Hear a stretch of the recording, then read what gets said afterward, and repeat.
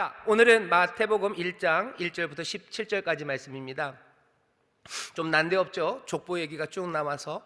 근데 사실은 읽을만 합니다. 왜냐하면 2021년의 첫 주기 때문에 신약을 첫 페이지 딱 펴면 마태복음이 나오고요. 마태복음 1장, 바로 오늘 우리의 말씀이 어쩌면 신약을 시작하는 그 첫 자리에서 주시는 말씀입니다.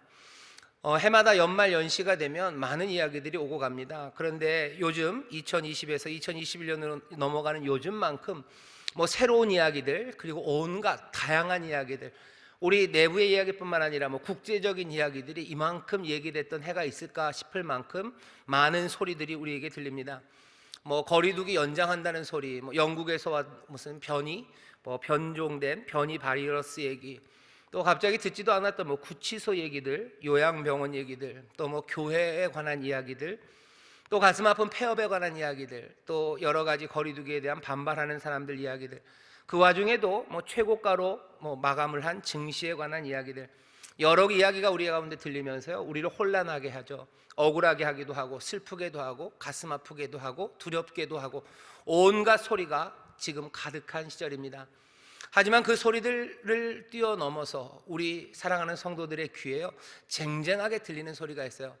녹그릇을 땡땡 치면요, 그게 쨍쨍하는 소리가 그냥 귓바퀴를 흔드는 것 같이, 그래서 떠나지 않는 소리가 우리 가운데 들립니다. 그 소리는 구주가 이 땅에 오셨고 구주 강림하셨다는 그 소식이 우리 성도들의 귓전과 그리고 그 영혼 가운데 지금 울리고 있습니다. 하늘에서 들려지는 소리가 우리 가운데 들려져야 돼요. 그리고 하늘에서 들려지는 소식에 집중해야 될 때가 바로 지금입니다. 왜냐하면 우리는 알죠. 하늘에서 들리는 소리, 그 소식이 우리에게 참된 길을 알려주고, 그리고 그 소식만이 우리를 살리는 생명의 소리임을 알기에 우리는 하늘에서 들려지는 그 소식에 귀를 기울여야 합니다. 세상에 여러 가지 이야기들이 들려요. 그러니 하늘에서 들려지는 소식에 귀를 기울이는 게 쉽지만은 않습니다.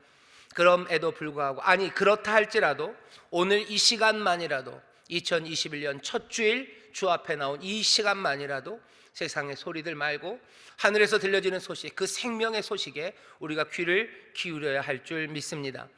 근데 이 귀를 기울이는 게 만만치 않죠. 바깥의 소리가 너무 많아요. 게다가 우리가 이걸 들으려고 해도 제대로 잘 들려지지 않는 여러 어려움이 있습니다. 꼭 이런 상황인 것 같아요. 전쟁 영화 같은 거 보면 밖에서 포격 소리가 막 쾅쾅 터지고요, 또 건물에서는 건물이 흔들려서 흙가루가 막 떨어지고요, 그 가운데 건물 지하에 모여 있는 사람들 옹기종기 모여서 간절함으로요 라디오 주파수를 맞춥니다. 지지직 지지직 소리 들리죠. 그 가운데 몇 마디 말들이 들려요. 분명히 뭔가 소식이 하늘에서부터 들려야 돼요. 주위에 들리는 소리 가지고는 내가 소망으로 일어설 수 없습니다. 하늘에서 어떤 소식이 들려지기를 기다리며 주파수를 맞추는 사람들, 그 잡음들을 뚫고 뭔가를 귀를 기울이려고 온 신경을 모으는 사람들, 어쩌면 그 간절함의 사람들이 오늘 여기 모여있는 우리들입니다. 다른 어느 때보다도 더 간절해요. 그리고 다른 어느 때보다도 더 급박하게 하늘의 소식에 귀를 기울입니다. 하늘에선 소식이 들립니까? 예, 들립니다. 오늘 우리에게 주시는 말씀이에요. 이 말씀이 오늘 우리에게 들려져요. 때로는 지지직하는 잡음들 때문에 제대로 들리지 않고요, 그리고 들려지는 소리가 어떤 때는 모르스 부호로, 어떤 때는 그냥 난수표처럼 숫자로 불려질 때도 있어요. 하지만 그 난수표가 온다고 해서 그 난수표를 듣고 나서 그냥 모른다고 할 수는 없어요.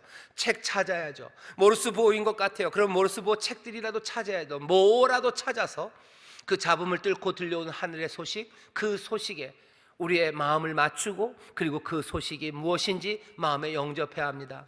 오늘 우리에게 주시는 말씀은요, 그래서 묘하게도 족보예요.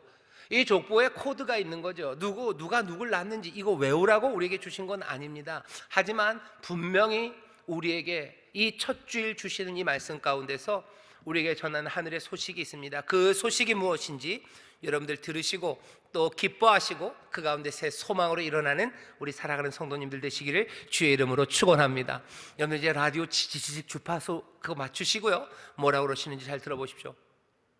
오늘 읽은 본문은 족보입니다. 족보는 늘 지겨워요. 여러분들 족보 보신 적 있으신가요? 족보를 보면 사람들 이름이 그냥 계속 나옵니다. 몇몇은 알아요. 그리고 대부분은 몰라요. 오늘 성경 본문도 그렇죠. 몇 명은 알겠어요. 그리고 몇 명은 모르겠습니다. 심지어라고 그러니까 죄송합니다. 저도 그래요. 저도 여기 모르는 사람들 많습니다. 찾아보려면 찾아보겠지만 이걸 다 찾다가는 한 주 설교 준비치가 아닐 것 같아요. 아는 사람 모르는 사람 온갖 이름들 나오고요. 누가 누구를 낳았다. 그 낳았다는 이야기만 족보에 가득하죠. 지겹게 반복되는 족보처럼 오늘 우리에게 주신 말씀도 그냥 그런 족보인 것처럼 보여요. 하지만 가만히 오늘 이 예수님의 족보를 보면 보통의 족보와는 다릅니다. 족보는 두 가지 역할을 하죠. 그 족보에 있는 사람들을요, 가족으로 묶어요. 그리고 또 하나는 그 족보를 말하는 사람, 대부분은 그 끝에 있는 사람입니다. 그 사람이 내가 누구인지를 말해요. 내 이력서처럼 족보를 들이미는 거죠. 나는 누구 집안 몇 대 손 누구다라고 얘기하면서 내 이력, 나를 소개할 때 족보를 씁니다. 족보는 가족의 이야기예요. 그리고 내가 누군지를 말합니다. 오늘 여기 이 예수님의 족보도 마찬가지예요. 하지만 이 족보는 세상의 족보와는 다릅니다. 먼저 이 족보를 보면요, 다른 것들은 다 폼이 누가 누구를 낳건데요, 몇 군데, 5군데만 달라요. 달라지는 곳은 몽땅 다 여자들이 나옵니다. 누가 나와요? 제일 먼저는 다말이 나와요. 그리고는 라합이 나와요. 룻이 나와요. 우리아의 아내가 나와요. 그리고 마리아가 나와요. 그 5명만 누구누구에게서라는 말이 포함되고 나머지는 형식이 똑같아요. 누구가 누구를 낳고 누구가 누구를 낳고, 하지만 에게서로 붙어있는 5명이 나오는데 그 5명은 몽땅 다 여자입니다. 예수님의 족보는 좀 달라요. 왜 다를까 생각해 봐야 되죠. 예수님은 족보를 사람들에게 보여주는데, 보통 사람들이 족보를 보여줄 때는 늘 좋은 것들은 과장해요. 그리고 나쁜 것들은 뺍니다. 뭐 훌륭한 사람이 있으면 그것들은 막 굵게 쓰고요, 길게 써요. 그리고 부끄러운 게 있으면 사실은 쓸 수 없으면, 아니 안 써도 되면 빼요. 어쩔 수 없이 써야 되면 아주 작고 짧게 씁니다. 그런데 오늘 본문을 보면 여기 족보에는 여자가 5이나 나와요. 고대 시대, 그 가부장의 시대에 족보에 여자가 들어갈 리가 만무합니다. 혹시 무슨 황제의 부인 정도 됐으면 아마 넣었을 거예요. 그거 아니면 넣을 수 없는 이름이에요. 아니요, 넣지 않습니다. 왜냐하면 가치가 없기 때문이에요. 존중받아야 될 필요가 없어요. 왜? 여자로 태어났기 때문입니다. 태어난 그것이 그 당시에 아무 가치가 없어요. 그러니 뭐죠? 다음 생, 우리 믿는 사람들 그런 말 하면 안 되겠지만, 이 사람들은 찬스가 있다면 다음 생에 남자로 태어나는 게 찬스일 겁니다.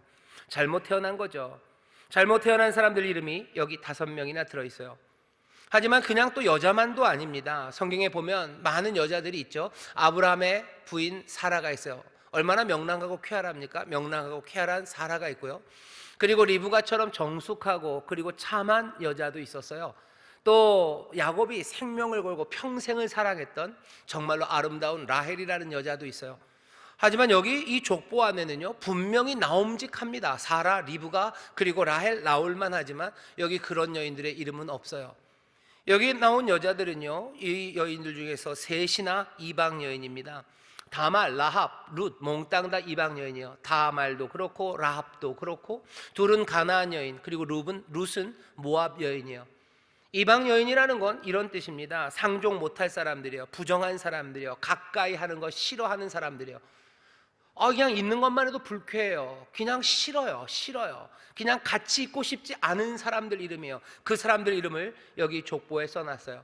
쓸 이유가 있습니까? 아니요, 안 써도 돼요. 안 쓰는 게 일반적이에요. 그런데 일부러 거기다 가져다 놨어요. 오늘 이 족보 여러 가지가 있지만요, 우리에게 지금 이 주파수를 맞추게 하셔요. 그리고 여기서 전하려는 게 뭔지 하나하나 찾아가게 합니다. 일부러 갖다 놨어요. 어쩌면 잘못 태어난 사람들을 가져다 놨어요. 그리고 사람들이 피하고 싶은 사람들, 가까이 하지 않고 싶어하는 사람들, 그 사람들의 이야기를 가져다 놨어요. 더 심하게는 여기 있는 앞에 나온 4 여인의 이야기가 특별한데요, 그 여인의 이야기들과 연관돼서는 성경에서 가장 추하고 어쩌면 부도덕하고 정말로 생각하기 싫은 깨름직한 이야기들을 여기다 지금 적어 놓은 겁니다. 지나가도 돼요. 아니, 지나가는 게 맞아요. 그런데 지금 이 족보는 뭐예요? 기어이 꾸역꾸역 그 얘기들 여기다 지금 갖다 놓고 있어요. 1장 3절에서 유다는 다말에게서 베레스와 세라를 낳았다고 돼 있습니다. 그냥 원래는 어떻게 하면 돼요? 다른 것들과 똑같이 유다는 베레스를 낳고 하면 돼요. 유다는 베레스를 낳고 또 베레스는 헤스론을 낳고 그냥 그렇게 스무스하게 가면 됩니다. 그런데 여기서는 지금 그 얘기를 하고 싶은 게 아니에요. 그냥 유다가 베레스를 낳았다, 그리고 베레스가 헤브론을 낳았다, 그 얘기 하고 싶은 게 아니에요. 지금 여기서 하고 싶은 이야기는 뭐예요? 여기 잘못 태어난 사람들을 거기다 넣고 싶어요. 사람들이 피하고 싶은 사람들 이야기를 거기다 넣고 싶어요. 그리고 다말에게서 유다가 베레스와 세라를 낳았다고 피하고 싶었지만 아니 피할 수 없는 그 추악한 이야기를 기어이 거기다 갖다 놓습니다. 이 얘기가 무슨 얘기인지 아시는 분도 있지만 또 모르시는 분도 있으실 거예요. 아시는 분들은 아시는 대로 들으시고 모르시는 분들은 또 모르시는 대로 들으시면 돼요.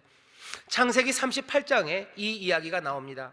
그냥 38장 한 장 전체가요, 요 한 줄의 이야기예요. 유다가 다말에게서 베레스와 세라를 낳고라는 것이 창세기 38장에 있는데요, 창세기 38장 앞에 있는 37장은 무슨 얘기냐면 그 요셉을 형제들이 팔아버린 이야기입니다. 요셉을 죽이고 싶었어요, 형제들이. 그래서 정말로 죽이려고 우물에 던졌습니다. 그런데 마침 하나님의 은혜죠, 그 우물물이 말랐어요. 그러니 그냥 쿵 떨어져서 여기저기 다치고 상체기는 입었지만 물에 빠져 죽지는 않았죠. 형제들이 그것을 보고요, 꺼내서 다시 죽이려고 합니다. 유다가 말려요. 그러지 말자. 그래도 형제인데 이럴 순 없지 않나. 저기 노예상이 지나가네. 저 노예상한테 팔면 얘는 우리 집으로 돌아올 가능성은 없으니 죽이는 건 너무하지 않냐. 그냥 팔아서 멀리 보내버리자라고 유다가 얘기를 해요. 그리고는 보내버립니다. 유다가 그 일을 마쳐요. 그리고서 38장입니다. 38장 시작은 어떻게 되어 있어요? 유다가 형제에게서 내려가. 유다가 형제들을 떠나갑니다. 아버지를 떠나가요. 이해가 되죠? 왜 떠나갔겠습니까? 형제들이 치가 떨리는 거예요. 아무리 요셉이 믿고 그래도 형제인데, 내 형제들이, 내 형제라는 사람들이 내 형제, 배다른 형제이긴 하나 요셉을 죽이려고 그랬어요. 죽이려고 마음을 먹은 게 아니라 정말로 실행을 했어요. 우물에 던졌고 겨우겨우 팔아버린 거죠. 유다는 압니다, 왜 그랬는지. 자기 아버지 야곱이 요셉을 그렇게 편애하고 말도 안 되는 불공정을 행하니 우리 형제들 마음이 깨진 거 알아요. 아버지가 잘못했죠. 그렇다고 해서 형제들이 덜 잘못한, 그것도 아니에요. 그러니 뭐요? 아버지도 보기 싫고 형제들도 보기 싫은 겁니다. 난 이 사람들과 다르다는 거죠. 이렇게 살면서 내 인생을 망치고 싶지 않은 거예요. 그러니 유다는 형제에게서 내려가 가나안 지방 아둘람에 있는 히라라는 사람에게로 갑니다. 그리고서는 가나안 여인 수아라는 가나안 여인을 취해서 거기서 결혼을 하고 그냥 살아요. 아마 아버지한테 얘기도 안 했을 것 같아요. 그냥 뭐 아시겠지 싶으면.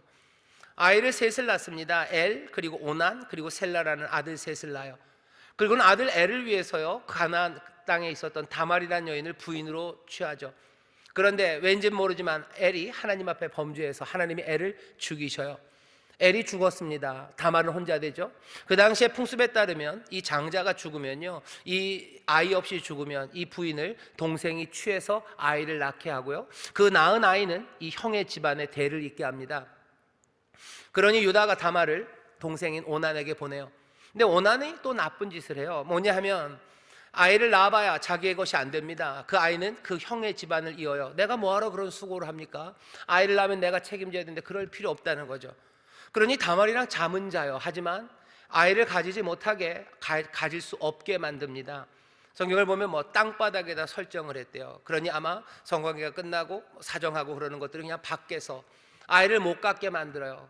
그러니 그냥 여자 다말만 취하고요, 자기 책임은 지지 않겠다고 오난이 합니다. 하나님이 그것을 기뻐하지 않으셔요. 그래서 오난을 또 죽이셔요. 이제 남은 건 막내 셀라입니다. 유다는 겁먹었어요. 유다가 봤을 때 뭐예요? 이상해요. 다말과만 가면 엘도 죽고 그리고 또 자기 둘째 아들 오난도 죽어요. 셀라에게 갔다가 셀라까지 또 죽으면 자기는 어떡합니까? 그러니 말려요. 다말, 넌 안 되겠다. 노골적으로 넌 안 되겠다. 도망가. 쫓아보내지 못하고요, 너 니네 친정 집에 가 있어라. 이 셀라가 크면 내가 부를게. 하지만 셀라가 커도 유다는 부르지 않을 겁니다. 다말이 알아요. 안 불러요. 시아버지가 안 불러요. 마침 시아버지의 부인, 그러니까 자기의 시모죠, 시모 수아가 죽고요, 그리고 유다는 그 애도하는 기간이 끝나고 길을 갑니다. 그 이야기를 들어요. 그리고 다말은 그 길가로 나가요. 변장을 하는데 아마 몸을 파는 여자처럼 변장을 한 것 같아요. 그리고서는 시아버지를 유혹합니다. 아니나 다를까 유다가 거기에서 그 유혹에 넘어가죠. 그리고 같이 잠을 자요. 잠을 자고 나서 몸을 파는 여인이라고 생각해서 대가를 치르려고 합니다. 그런데 마침 가진 게 없죠. 일부러 거길 간 게 아니라 그냥 가던 길에 들렸기 때문에 줄 만한 게 없어요. 그러니 내가 나중에 가축을 좀 주겠다. 그냥 말로만 됩니까? 증표를 주세요 라고 요구하고, 그 요구에 유다는 끈과 그 도장과 끈 그리고 지팡이를 증표로 줘요. 그리고 나중에 정말로 그것들을 주려고 사람을 보내죠. 그런데 가보니 그런 몸을 파는 여자는 거기에 없어요. 사람들에게 물어봐도 아니 여긴 그런 여자 없어요. 그런 적이 없어요. 유다는 이상하죠. 이상하다, 이상하다. 그렇다고 뭐 창피한 일인데 더 찾을 것도 아니에요. 그래서 그냥 뭉개고 있는데 몇 달이 지나서 소식이 들립니다. 유다, 너 창피하게 됐다는 거죠. 왜? 네 며느리 다말이 아이를 가졌다. 행음한 거지. 니네 집안 참 꼴 좋다라는 이야기를 들어요. 유다가 화가 나서 갑니다. 가서 너 이거 어떻게 된 거냐. 다말의 대답은 뭐 분명하죠. 내가 아이를 갖게 된 건 이 사람이 아이입니다 하고 내어놓는 게 도장 끈 지팡이요. 유다가 그걸 봅니다. 자기예요. 다말이 왜 그랬는지 알아요. 그러면서 유다는 그 여인 다말에게, 며느리에게 네가 나보다 더 의롭고 네가 옳다라고 얘기하면서 거기에 대해서 문제를 더 제기하지 않습니다. 그렇게 태어난 아이들이 베레스와 세라예요. 유다가 다말에게서 베레스와 세라를 낳았어요. 이 얘기는 창세기 38장에서 그냥 아름답게 급 마무리되었지만 이건 무슨 얘기예요? 근친상간의 이야기예요.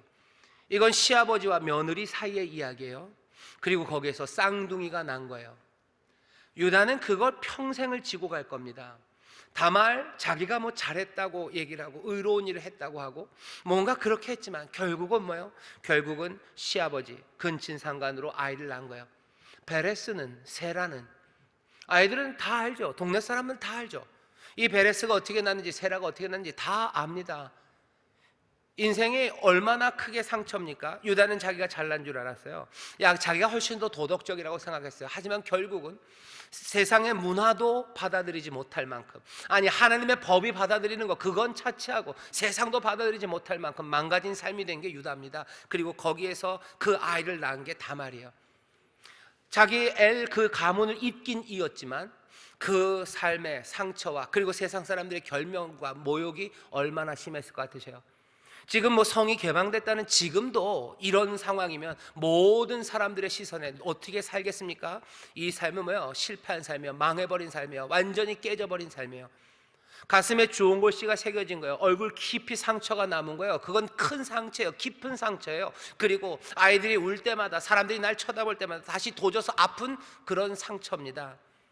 그런데 뭐라고요? 이걸 기어이 갖다 쓰는 거예요. 유다가 다말에게서 베레스와 세라를 낳았다라고 써놓는 거예요.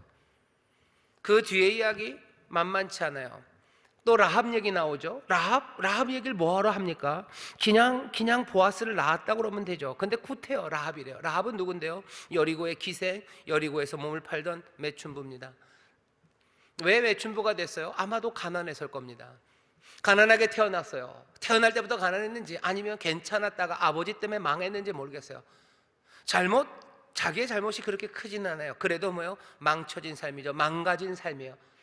사람들이 라합을 볼 때마다 뭐 라합에게 와서 무슨 사람들이 웃어준다고 해서 그게 웃는 게 아니죠.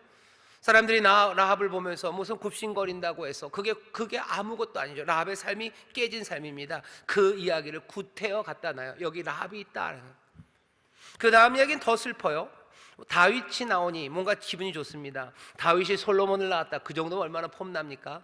앞에다 뭐 수식어 붙이면 돼요. 위대한 왕 성군 다윗에게서 누가 났어요? 세상에서 가장 지혜로운 솔로몬이 났다. 보통 족보는 그렇게 써야 돼요. 하지만 다윗 앞에도 아무 수식이 없어요. 솔로몬 앞에도 아무 수식이 없어요. 그 대신 뭐가 있어요? 다윗이 우리아의 아내에게서 솔로몬을 낳았대요. 이것도 굉장히 모집니다. 이거 아주 모진 말이에요. 왜? 우리아의 아내가 누군지 우리가 이름을 알죠. 그냥 다윗이 밧세바에게서 솔로몬을 낳았다. 그 정도만 해도 괜찮아요. 그러면 그냥 뭐 불륜 정도로 끝나요. 불륜. 아니면 그냥 억지로 우기면 그냥 로맨스라고 막 바득바득 우기면 어떻게 될지 몰라요. 하지만 우리아의 아내에게서 낳았다 그럴 땐 이건 전혀 다른 이야기예요. 왜? 우리아는 햇사람입니다. 햇사람 우리아는 다윗이 어렵고 힘들 때부터 다윗의 편이 되어줬던 사람이에요.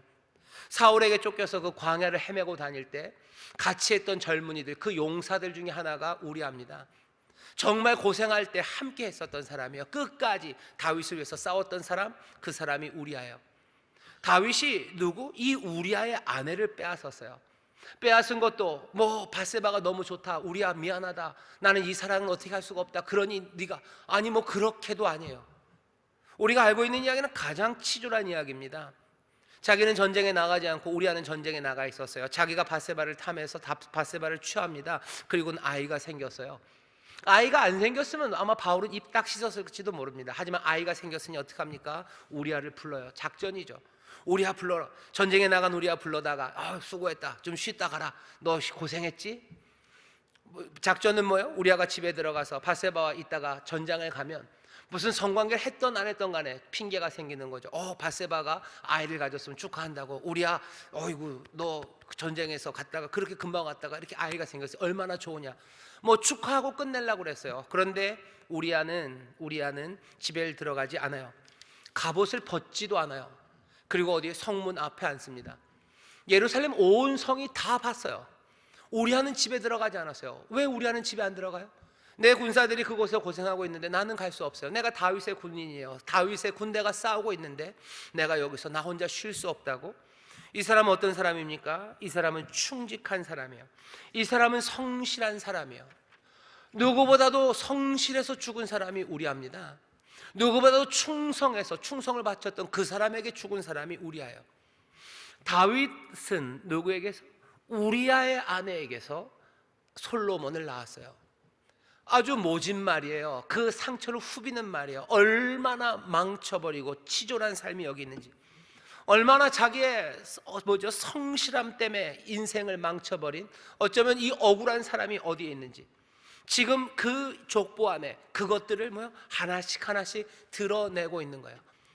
여기서 놓칠 수 없어요. 이 족보가 보여주는 건 세상의 족보가 너무 달라요. 여인이 있습니다. 잘못 태어난 것 같아서 가치 없는 사람들, 이방인이기에 사람들이 싫어 버림받은 사람들, 가까이 오기 싫어하는 사람들, 여기 다말처럼 어쩌면 근친상간이라는 그 당시의 문화에서 감당할 수 없는 것, 그것들 감당하면서 어렵게 자기의 삶을 이어가려고 했던 사람. 다말은 왜 그런 거예요? 내가 자식이 없으면 죽기 때문에 그런 거예요. 자식이 없으니까 죽으니까 그냥 그렇게라도 해서 내 대를 이어야 내 삶이 이어지니까 절박함에 어쩌면 자기의 삶을 망쳐버린 사람이에요. 그게 다말입니다. 다윗, 이 사람 치졸한 사람이에요. 우리야, 자기가 성실함으로 자기의 삶이 꼬여버린 사람이에요. 억울한 사람이에요. 그 사람들의 이야기가 여기 쭉 있는 거죠. 앞에 있는 야곱은 뭐 별다릅니까? 야곱은 아버지 속이고 형의 것 빼앗으려다가 쫄딱 망한 사람이에요. 아무것도 없이 혈혈단신으로 광야로 도망갔던 사람이에요. 이렇게 망할 수 있을까만큼 그렇게 망해서 혼자 도망가던 사람이 야곱입니다. 여기 이 족보의 이야기는요, 세상의 족보와 달라요. 여기 있는 사람들은 다 누구예요? 깨어진 사람들이에요. 여기 있는 사람들은 몽땅 다 망한 사람이에요. 그리고 여러 가지 이유로 망합니다. 사사기를 요즘 수요일날 함께 읽고 있는데요, 사사기 보면 세상이 망해버렸죠. 왜 망했대요? 사사기 21장에서는 그렇게 얘기합니다. 왕이 없어서 자기의 소견대로 행했기 때문에 세상이 그렇게 됐다고. 왕이 없어서 망했다는 거죠. 아니요, 사실은 그렇지 않아요. 사사기 뒤에 있는 열왕기 보세요. 왕들 이야기 나옵니다. 왕이 있는데 안 망합니까? 아니요, 왕이 있어서도 망해요. 왕이 없어서도 망하고 왕이 있어서도 망합니다. 안나카렐이라고 앞에 있는 건가요? 행복한 가정은 몽땅 다 비슷한 이유로 행복하대요. 하지만 불행한 가정은 다 각각의 이유가 있답니다. 망하는 데는 온갖 이유들이 있어요. 온갖 이유들로 망합니다. 누구는 잘못 태어나서 망해요. 정말로 흙수저도 아닌 거 물고 나와서 어떻게 기회도 없이 세상에서 가치 없는 사람 취급받으며 그렇게 망해가는 사람들, 그렇게 상처받는 사람들이 있고요, 내가 못나서 망한 사람들도 있어요. 그리고 또 내가 남에게 속아서, 아니면 내가 잘난 줄 알고 잘난 척하다가, 아니면 어떻게 보면 정말 억울한 것은 성실하고 다른 거 한눈 팔지 않고 살았기 때문에 망한 사람들이 있습니다. 특히나 요즘은 더 그래요. 요즘은 정말로 내 삶을 성실하게, 정말로 도덕책에서 배운 대로 내가 욕심 안 부리고 내가 가진 것으로 내게 맡겨진 일들을 충성스럽게 감당하는 사람들, 그 사람들이 어느샌가 벼락거지가 된대요. 어느샌가 사람들이 눈치 빠르게 뭔가를 다 사고 취하고 그래서 앞서갔는데 나만 혼자 덩그러니 남아있어요. 내 아내가 나를 보는 것이, 아니면 내 자녀가 나를 보는 것이, 아니면 내 장인 장모님이 나를 보는 것이, 아니면 내 직장 동료와 내 직장 후배들이 나를 보는 것이 경멸에 찬 눈으로 봅니다. 인생이 망한 것처럼 그렇게 봐요. 온갖 이유들로 망해요. 여기 이 족보에 두드러지게 보이는 사람들은 그런 사람들입니다. 왕이긴 하지만 정말로 비열하고 저열한 왕들, 그리고 결국은 망해서 끌려간 왕들, 그 이야기가 여기 쭉 써져 있는 거예요. 이 망한 사람들의 이야기, 이 이야기는 어떻게 연결이 되는 거죠? 이 망한 사람들의 이야기는요, 어떻게 되는 거냐면 이렇게 되는 겁니다. 그리스도라 하는 예수가 어디 나와요? 여기 이 족보의 마지막에 쑥 하고 오셔요. 그럼 그 순간 뭐가 되는 겁니까? 여기 망한 사람들은요, 그냥 그리스도 예수의 가족이 되어버리는 거예요. 그냥 갑자기 구원자의 가족이 됩니다. 갑자기 망했던 그 사람들의 삶이라는 건 전혀 다른 이름으로 불려지기 시작하는 거예요. 우리의 삶에 실패, 그리고 우리의 얼굴에 깊은 상처들이 남아요. 이것들을 부정할 수가 없어요. 아니라고 그럴 수는 없어요. 남아 있습니다. 그렇다고 그것들 그대로 가지고 살 수도 없어요. 그러니 인생이 괴로운 겁니다. 거기에 대한 답이에요. 거기에 대한 답으로 오시는 이가 뭐라고 얘기하시는 거예요? 그리스도라는 예수가 그 집안에서 나셔요. 이분은 그냥 그 집안으로 오셔요. 망한 사람들이 있는 그곳으로 오셔요. 여기 험한 얼굴들과, 그리고 상책이 난 사람들과, 그리고 깨어진 사람들이 있는 그곳으로 오셔서 어떻게 하시는 거예요? 그냥 순식간에 그 은혜로 이들의 삶을 뭘로 바꿔요? 그리스도의 가족으로, 하나님의 가족으로 그냥 바꿔내시는 것, 그것이 우리가 듣는 소식입니다.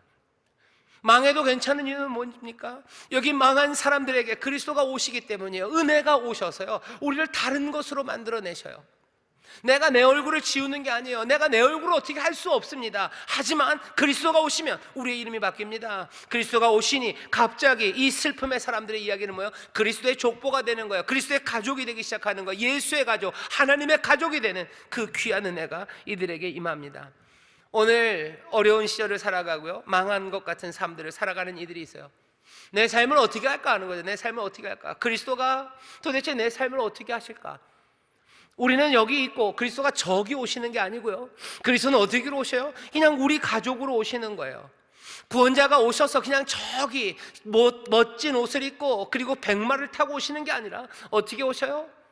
정말로 실어 버림받은 우리의 삶 가운데 실어 버림받은 얼굴로 오시는 거예요. 연약함으로 오시는 거예요. 병들고 찢긴 걸로 오시는 거예요. 모욕당하는 그곳으로 오시는 거예요. 잘못 태어난 것처럼 오시는 거예요. 성실하게 의를 따라 살아가지만 죽음당하는 그 자리로 오시는 거예요. 어떻게 하시려고 오신 거예요? 우리를 새 가족으로 부르시려고 은혜로 오신 거예요. 그리고는 어떻게 하십니까? 오늘 본문을 보면 그 다음 이야기예요. 14대다. 아브라함에서 다윗까지가 14대, 그리고 또 다윗에서부터 바벨론으로 갈 때까지가 14대, 바벨론에서부터 그리스도까지가 14대다. 갑자기 마태가 왜 숫자 얘기를 합니까? 14, 14이요. 7이 둘, 7이 둘, 7이 둘입니다. 그러니 7이 6개예요. 그러니까 다음에 나올 건 뭡니까? 7이 한 번 더 나올 거예요. 그러면 7, 7이 49, 우리가 알고 있는 희년이에요. 7 안식입니다. 일부러 그렇게 한 거예요. 훨씬 더 많은 이 사회의 숫자들이 있습니다. 하지만 마태는 그거 얘기하고 싶지 않아요. 그냥 7, 7, 7, 7, 7, 7이 6개 끝났어. 이제 마지막 7이 시작된다는 거죠. 신년이 완성되는 그때까지 이제 마지막 7, 그것이 시작되는 거. 이거 그리스도가 오심으로 이제 그것들 연다는 거예요. 우리를 가족으로 부르신 이가 이제 뭐 하신다는 거예요? 안식으로 우리를 인도하실 거예요. 신년의 기쁨과 자유함으로 우리를 인도하실 거예요. 망가진 삶들 우리와 하나 되시고 우리의 가족이 되셔서 우리를 형제라고 부르는 것들을 부끄러워하지 않으셔요. 우리를 가족이라고 부르는 것 부끄러워하지 않으시며 우리에게 오셔서 우리의 모든 삶들, 우리의 망가진 삶들을 다 끌어안으시고 어디로 가셔요? 안식과 그리고 귀하신 자유와 그리고 구원의 그 길로 우리를 인도하시는 예수 그리스도, 그분이 우리 가운데 오셨음. 그 소식이 우리 가운데 지금 들리는 겁니다. 폭격이 그리고 또 황폐한 그 지하실에서 주파수를 맞추며 우리에게 들려지는 소리, 우리에게 들려지는 소식은 뭐예요? 망가진 사람들아, 염려하지 말아라. 너희의 삶이 한 번에 바뀔 거예요. 왜? 그리스도가 오셔서 우리의 형제로 오셔서 인생으로 오셔서 망가진 삶으로 오셔서 우리를 가족으로 끌어안으시고 안식과 평강으로 인도하신다고 이 귀하신 소식이 오늘 우리 가운데 들려오는 줄 믿습니다. 우리 가운데 이 소식이 들리는 줄 믿습니다. 한 가지 소식이 더 남았어요. 뭡니까? 이 이야기는요, 그냥 꿈속에서의 이야기가 아닙니다. 꿈 같은 이야기죠. 망가진 삶을 우리가 하나님의 아들이, 메시아가, 구원자가 오셔서 우리를 가족으로 붙잡아 놓으시고 우리 사랑하는 이 가족들을 구원과 안식으로 아버지의 품으로 우리를 인도해 가신대요. 꿈 같은 이야기요. 하지만 이 꿈 같은 이야기는 꿈이 아닙니다. 이 꿈 같은 이야기가 현실이라고 말하는 거예요. 그게 1장 1절입니다. 아브라함과 다윗의 자손 예수 그리스도의 세계라는, 이 세계가 예수 그리스도의 세계예요. 예수 그리스도의 세계는 다른 데 있지 않고 여기 이곳에, 상처받고 망한 사람들이 있는 이곳에, 여기서 펼쳐진다는 거예요. 망한 사람들이 있는 게 현실이에요. 동시에 그리스도가 오신 게 현실이에요. 그러면 이 세계는 예수 그리스도의 세계, 이제는 그리스도가 망한 모든 사람들을 가족으로 끌어안고 안식과 평안으로 인도하시는 바로 그 세계가 이 세계입니다. 오늘 우리가 성찬을 합니다. 성찬은 기억하게 하는 거예요. 기억하라 그러죠. 나의 죽은 것을 기억해라. 나의 죽으심을 전해라. 이 떡을 먹고 이 잔을 마시는 자마다 나를 기억해야 된다라고 얘기해요. 뭘 기억합니까? 여기 이 족보에서 나왔던 이 이야기들을 기억하는 거예요. 이 복음을 기억하는 거예요. 복음이 뭐라고 얘기하는데요? 망가진 삶들을 그리스도가 오심으로 새로운 가족으로 붙잡으셔서 안식과 평안으로 인도하셔요. 이것이 세계다라는 얘기예요. 너희가 들었던 이야기, 그것이 현실이다라는 걸 기억하라는 거예요. 그리스도가 십자가에 달리신 것, 그거 현실이에요. 예수 그리스도가 이 땅에 오신 것 현실이에요. 우리에게 망가진 삶이 있다는 거, 이거 부인할 수 없는 처절한 현실이에요. 이것이 예수 그리스도의 세계라고 우리에게 말씀하셨고, 오늘 이 성찬을 참여하는 우리에게는 너희들 이것들 기억해라. 이것이 세계고 이것이 현실임을 너희들 기억해라라고 말합니다. 우리는 지금 이 아픔의 세상에서, 그리고 소망이 없는 세상에서 꿈같은 복음의 이야기를, 저 하늘의 이야기를 듣는 게 아니에요. 예수 그리스도의 세계, 지금 여기에요. 오늘 이 성찬이 우리에게, 이 성찬을 통해서 성령님 우리에게 하시는 것은 이 귀하고 놀라운 이야기, 우리가 그렇게 귀담아 들었고 이제 알아들은 이 소식이 뭐예요? 이것이 현실임을 기억하게 하는, 정말로 흘리신 피 그리고 찢기신 살 여기 있지 않냐는 거예요. 여기 주의 영이 계시지 않냐? 여기 그 살과 거기 피가 있지 않냐? 여기 이 생명의 떡이 너희 앞에 있지 않냐? 붙잡으라는 거예요. 이 떡을 붙잡으십시오. 그리고 이 잔을 마시셔요. 이 떡을 먹고 이 잔을 마시는 자들마다 나를 기억하는 자다, 나를 기념하는 자다, 그것이 현실이었음을, 아니 지금 그것이 현실임을 다시 한번 기억해내는 이 귀한 자리입니다. 오늘 우리가 함께 모여서 하나님의 소식을 들었어요. 함께 이 성찬을 떼면서 다시 새롭게 기억할 겁니다. 여러분들이 이것들을 그냥 이야기로 알고 있었고, 아니면 동화 같은 이야기, 꿈 같은 이야기로 알았다면 정신 차리셔야 돼요. 기억하셔야 돼요. 기억해내셔야 돼요. 내 아픔이 현실인 것처럼, 그리스도가 이 땅에 오신 게, 베들레헴 그곳에 오신 게 현실인 것처럼, 이 약속 그대로 예수 그리스도의 세계, 바로 여기서 이 말씀이 이루어지는 것, 이것이 현실입니다. 오늘 성령님이 우리를 깨우실 거예요. 성찬회 하는 이 자리에 주의 영이 함께 하십니다. 우리를 기억하게 하실 거예요. 우리에게 쿵 하고 깨닫게 합니다. 이것이 현실이에요. 내 망가진 삶을 그리스도가 붙잡으셔서 나를 하나님의 가족 되게 하시고 나를 안식과 그리고 자유로 이끌어 가시는 바로 이 자리가 그 자리구나 하는 것들이 나에게 충격처럼 기억나기 시작할 때, 여러분들은 정말로 하나님의 자녀로 살아가는 그 삶, 그 감격을 누리기 시작하고, 그 새로운 세계, 하나님의 나라가 능력으로 임하는 것들을 보며 즐거워하고, 그 가운데서 다시 한번 빛의 자녀로 일어서는 귀한 역사, 그 귀한 은혜를 체험할 겁니다. 염려하지 마셔요. 주가 이 일을 이루셔요. 우리의 구하는 것, 우리의 간구하는 것에 더 넘치도록 주시는 이가 오늘 이 일을 하실 텐데, 오늘 이 성찬에 참여하며 다시 한번 이 복음이 우리의 현실임을, 우리의 모든 망가졌던 삶들, 우리의 깨졌던 얼굴들이 이제 주의 얼굴로 바뀌고 정말로 주가 주시는 새 삶으로 우리를 붙잡으시고 새 안식과 평강을 누리게 하는 그 새 세계가 우리 가운데 펼쳐졌음을 여러분들 기쁨으로 영접하시고, 그 안에서 감사하시고, 그 안에서 기뻐하시고, 또 그 안에서 행복한 우리 사랑하는 성도 여러분들 되시기를 주의 이름으로 축원합니다. 성찬의 귀한 은혜 여러분들 믿음으로 참여해 주시기 바랍니다. 기도합니다. 하나님 감사합니다. 여기 기억하는 자리에 우리를 세우셨습니다. 하나님, 우리가 들은 이 복음이 아버지 하나님 감격스러운 이야기가 아니라 아버지 감격스러운 현실임을 이 시간 우리가 보게 하여 주옵소서. 이 떡을 먹으며 이 잔을 마시는 자들마다 주여 주의 다스리심이 여기 있음을 보게 하시고, 주여 주의 영이 우리 가운데 역사하심을 보게 하시고, 아버지 하나님 그 가운데서 새 삶을 받아 누리도록 성령님 함께하여 주옵소서. 감사드리며 예수님 이름으로 기도하옵나이다. 아멘.